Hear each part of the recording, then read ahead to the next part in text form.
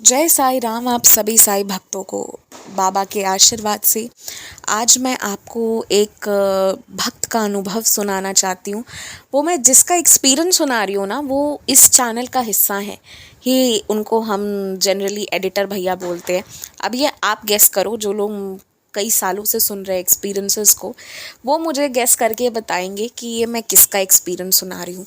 पर फिलहाल मैं उनका नाम बताए बिना ये कहूँगी कि चैनल को कैसे क्या करना चाहिए वो गाइड करते रहते हैं।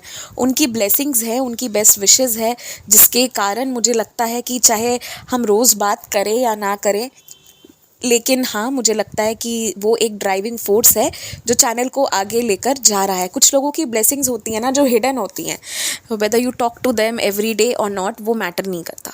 तो आज मैं ऐसे किसी व्यक्ति की स्टोरी सुना रही हूँ। ये जो व्यक्ति है ना, इनके साथ लाइफ ने ना बहुत चैलेंजेस, बहुत ही ज़्यादा लाइफ ने इनके साथ चैलेंजेस दिए हैं, लेकिन फिर भी ये बाबा की पूजा करते रहे। मैं आज ना, बाबा की लीला तो है, लेकिन मैं ये भी सुना रही हूँ कि कैसे कुछ भक्त भी जो होते हैं ना, वो भी एकदम अड़कर खड़े होते हैं कि सुनो, तुम मेरे बाबा हो और तुमको मेरी ओर देखना होगा। वो लाइन सुना है ना आपने, आज नहीं तो कल तेरी सुनेगी ज़रूर वो। तो वही बात है, वो आज नहीं तो कल सुनेंगे ज़रूर। तो इनके साथ ऐसा हुआ कि पहले तो इनके लाइफ में बहुत सारे ऐसे लोग आए जो इनका ना हाथ छोड़कर चले गए। मतलब इतने डरपोक लोग आए, या कह लीजिए कि ऐसे लोग आए जो इन्हें कमिटमेंट दे चुके थे, ठीक है, कि I will be with you, और वो कमिटमेंट को तोड़ा। और जो जिस तरह से तोड़ा है ना, उसे मैं इस प्लेटफॉर्म पे शेयर नहीं कर सकती हूँ, लेकिन मैं इतना ज़रूर कह सकती हूँ कि वैसी मेमोरीज़ पूरे जीवन के लिए सिर्फ आंसू देकर जा सकती हैं और कुछ नहीं। तो वो सब चीज़ों को इन्होंने देखा। इनका इनके पिताजी के साथ बहुत ज़्यादा प्रेम था। जनरली बच्चों का अपने पेरेंट्स के साथ बहुत प्यार करते हैं सारे बच्चे, लेकिन मैं इसे ना प्रेम नहीं कहूँगी, मैं इसे एक शब्द दूंगी जिसे हम कहते हैं श्रद्धा। इनका ना अपने फादर के प्रति श्रद्धा था, और वो श्रद्धा आज भी दिखता है। मतलब बहुत ही अलग लेवल का है। ये कॉमन नहीं है जो बच्चों में और पेरेंट्स में दिखता है, ये उस लव से थोड़ा ज़्यादा है, जो फील होता है, देख कर समझ में आती है ना चीज़ें। ये उनको ना सिर्फ पिता ही नहीं मानते हैं, ये सच में उनको भगवान मानते हैं, बिकॉज इनके पास जो श्रद्धा है ना उनके प्रति। पर इनके मन में ये अफसोस है कि एक टाइम था जब वो मुझे बहुत रॉयल लाइफ दे रहे थे, लेकिन मैं समझ नहीं पाया कि वो क्यों इतना सारा प्रेम इतनी जल्दी दे रहे हैं, बिकॉज वो काफ़ी जल्दी चले गए। और जब वो गए थे, जिस रात उनकी डेथ हुई थी, ये उनको देख भी नहीं पाए, और ना ही ये उनके लिए कुछ भी क्रियाकर्म, क्रिमेशन वगैरह कुछ भी कर पाए, क्योंकि उसी रात इनका ऐसा एक्सीडेंट हुआ था कि ये अपने हाथ से अपने पाँव को जोड़ने की कोशिश कर रहे थे। इनका पाँव इनके सामने फेंका गया था। इतना दर्दनाक हादसा जो सुनकर भी मेरा दिमाग वो हो जाता। और वो दिन से लेकर आज तक ये कभी अपने पाँव पर ना चल नहीं पाए हैं। इनकी इन 6-7 सालों में 3 बहुत भयंकर सर्जरीज़ हो चुकी हैं और होती रहती हैं टाइम टू टाइम बीइंग। एक उम्मीद है कि आज नहीं तो कल चीज़ें ज़रूर ठीक होंगी।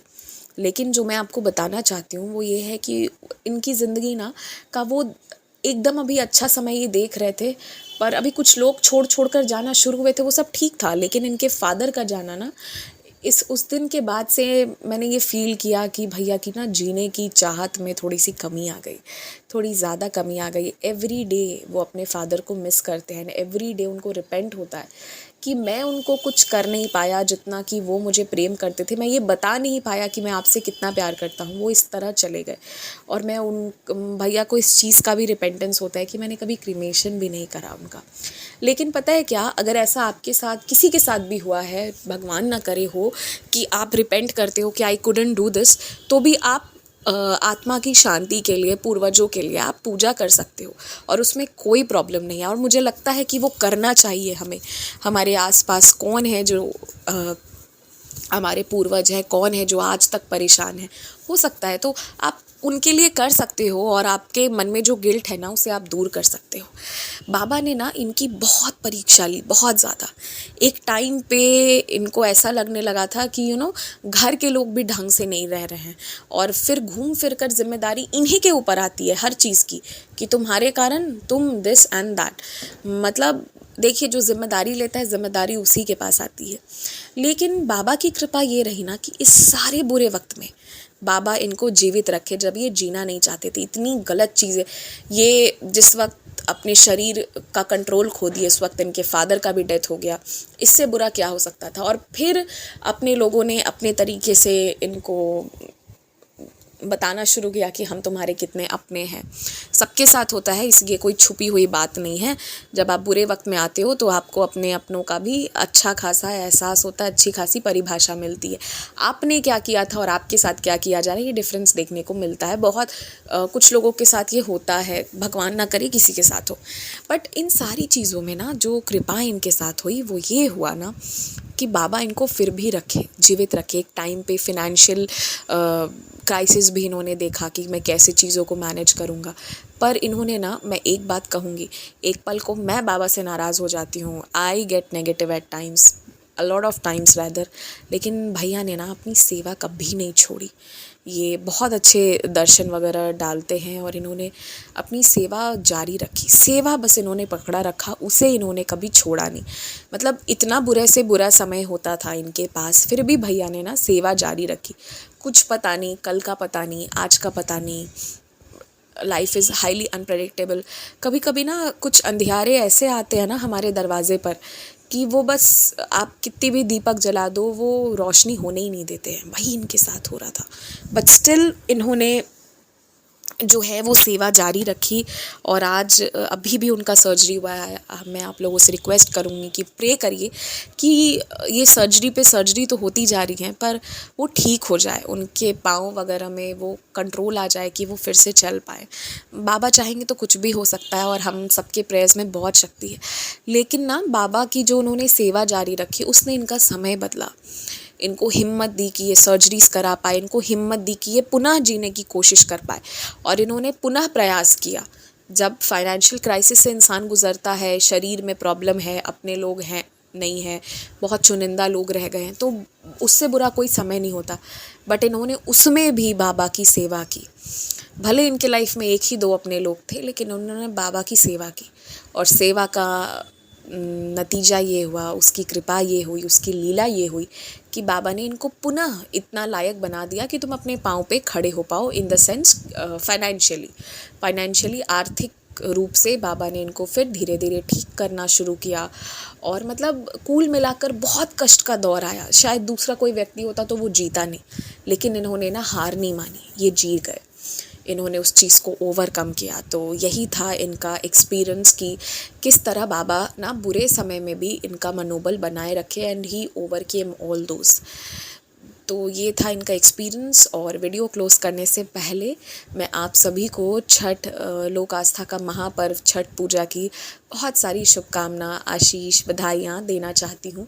और मेरी आप सबसे रिक्वेस्ट है कि आप सभी लोग सुबह शाम सूर्य देव को नमस्कार करें। जिनको स्किन डिजीज़ है, आइज़ रिलेटेड इशू है, जो भी प्रॉब्लम है, वो अगर हो सके तो सुबह उठकर नहा धोकर, मतलब बिना कुछ नमक खाए हुए, पहले सूर्य देव को जल दें सुबह सुबह, जितनी जल्दी हो सके। आप ये चीज़ आने वाले 3 दिन तक ज़रूर करिए, ठीक है। और पूरे बिहार में तो इस पर्व को मनाया ही जाता है। मेरे खुद के घर भी हो रहा है। इस बार मेरे हेल्थ के कारण जो है हम अपने गांव नहीं जा रहे हैं, यहाँ पटना में रहकर कर रहे हैं। पर हाँ, इस पर एक गीत भी है कि पटना के घाटे पर हम हूँ अरगिया। तो पटना की घाट की बात ही निराली है, ये बात सच है। अगर कभी भी लाइफ में आप लोगों को मौका मिले तो आप छठ के वक्त बिहार ज़रूर विज़िट करिएगा। इस महापर्व को जानने की कोशिश करिएगा। इसमें छठी मैया की आराधना होती है, सूर्य देव की आराधना होती है। और जिन लोगों के लाइफ में, जैसे कि किसी को बच्चे नहीं हैं या कोई बीमारी से ग्रसित है या किसी के लाइफ में कोई प्रॉब्लम है ना, तो जो लोग छठ की पूजा को करते हैं, इस उपवास को रखते हैं, इसमें 36 घंटा निर्जला उपवास होता है। तो जो ऐसा करते हैं ना, तो उन लोगों पर छठी मैया की कृपा होती है। इसको काफ़ी कड़ा माना जाता है, लेकिन इस इन द सेंस कि जो परिवर्तिन है, यानी जो व्रत रख रही हैं, उनको काफ़ी कष्ट अपने शरीर पर उठाना पड़ता है इस दौरान, लेकिन इसमें मनोकामना ज़रूर पूरी होती है। तो जितने भी बिहार वाले लोग कर रहे हैं, आप सबको बहुत सारी बधाइयाँ, और छठी मैया आप सबकी इच्छा पूरी करेंगी, बिल्कुल करेंगी, विश्वास रखिए। और जिन घरों में छठ पूजा होती है ना, वहाँ पर धीरे धीरे जो है सब बदल जाता है, माहौल खुशहाली का हो जाता है, प्रगति का हो जाता है, सब कुछ बहुत अच्छा हो जाता है, सब कुछ सही रास्ते पर आना शुरू हो जाता है। ये छठी मैया की ये महिमा है। तो इसलिए मैं बाकियों से रिक्वेस्ट करूँगी कि आप लोग सूर्य देव को जल ज़रूर दें आने वाले 3 दिन तक। और ये जो पर्व है ना, इसमें आपको पता है, जैसे मैं ये एक्सपीरियंस तो आज रिकॉर्ड कर रही हूँ ट्यूसडे के दिन, और आज ही आप लोग के पास जाएगा। तो आज था नहाए खाए, आज कद्दू चावल भात बनता है, कद्दू बनता है। उसके अलावा थोड़ा थोड़ा अलग रिचुअल है, कुछ जगहों पर चटनी दही बनती है, साथ में कुछ जगहों पर गोभी की सब्ज़ी, और साथ में बचके भी बनते हैं, जिसमें हमारे घरों पे बैगन के बचके नहीं बनाए जाते उस दौरान। तो सब घर पर थोड़ा थोड़ा डिफरेंट होता है, पर कद्दू भात जो है वो आज जितनी भी परिवर्तिन होती हैं वो उसे खाती हैं। और उसके बाद आज नहाए खाए है। इसके बाद कल जो है वो खरना होता है, जिसमें खीर का प्रसाद और रोटी बनाई जाती है। जब तक आसमान में चंद्रमा दिखेगा तभी वो पूरे दिन परिवर्तिन जो है वो उपवास रखती हैं, और रात को बस वो खीर खाती हैं जितनी देर चंद्रमा है। उसके बाद वो नहीं खाएंगी, और उसके बाद नेक्स्ट 2 डेज़ ना वो खाएंगी ना वो पानी पिएंगी। तो आप सोचो कि ये काफ़ी, इसीलिए इसको थोड़ा सा डिफ़िकल्ट माना जाता है। उसके बाद अगले दिन खरना के नेक्स्ट डे जो है वो शाम का अर्घ होता है, जिसमें डूबते सूर्य की भी आराधना की जाती है। देखो, यही एक ऐसा पर्व है आप लोग की जिसमें ना डूबते हुए सूर्य की भी आराधना होती है। और जो इस पर्व का समापन होता है वो उगते सूर्य की आराधना करने के बाद जो आपके कुल देवी देवता होते हैं, फिर मतलब हवन वगैरह के बाद उनके मंदिर जाकर सारी परिवर्तिन जो हैं वो उनका ब्लेसिंग्स लेती हैं, उनके आशीर्वाद लेती हैं, और उसके बाद जो है इस पर्व का समापन होता है। और इसकी शुरुआत होती है गंगा मैया से। मतलब मैं बिहार में रही हूँ और मुझे इतना ही पता है कि गंगा मैया में स्नान करके ही इस पर्व का शुरुआत किया जाता है। तो ये बहुत अच्छा लगता है, जब भी छठ होता है ना, तो यू विल फील लाइक कि घर पर शादी हो रही है ऐसा।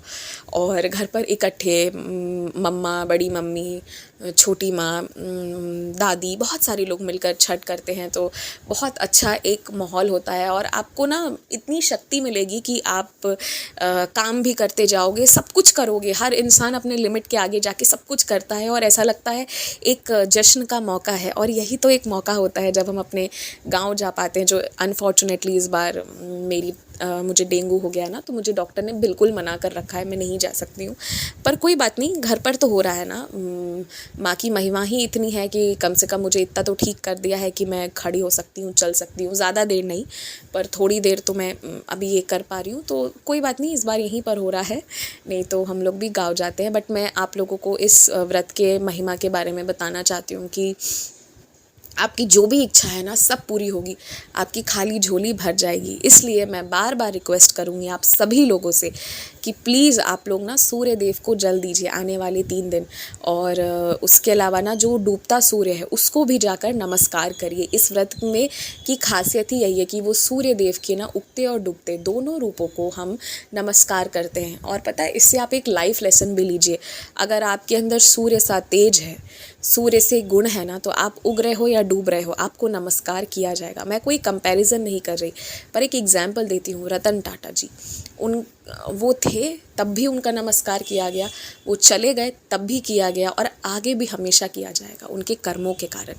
ये पर्व हमें ये भी सिखाता है।